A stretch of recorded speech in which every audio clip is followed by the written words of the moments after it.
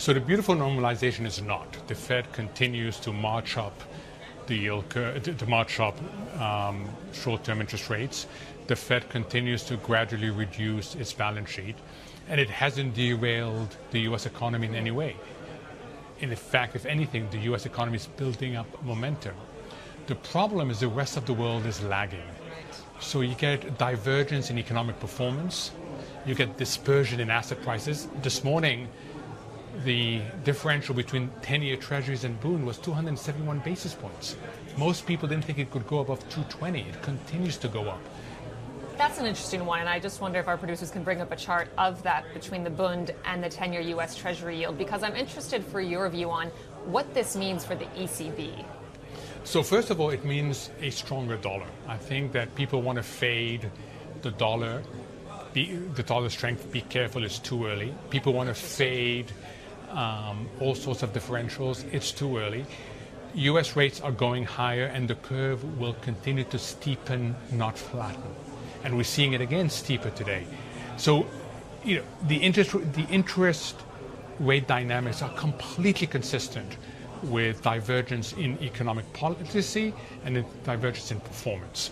The question is, does it break something somewhere else? And the ECB in particular is going to be put in a tough position because they're dealing with higher inflation, and they are going to have to think very seriously as to whether to accelerate their rate hikes. Do you think they will?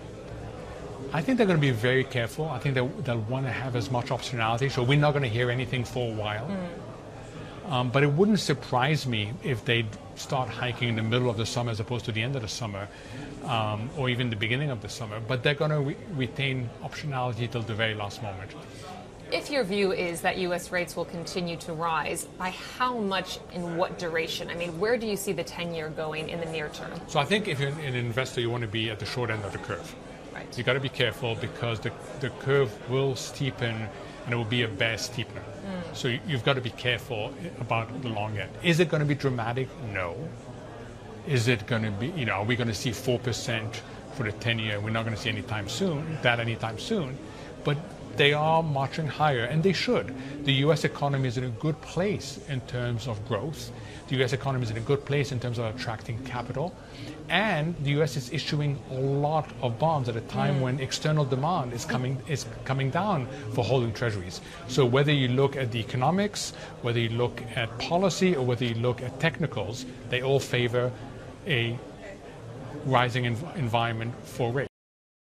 Hey everybody, it's Hadley Gamble from our new CNBC Middle East Bureau in Abu Dhabi. Thanks for stopping by. Now to watch more, you can try one of the videos that just popped up on your screen. And don't forget to subscribe.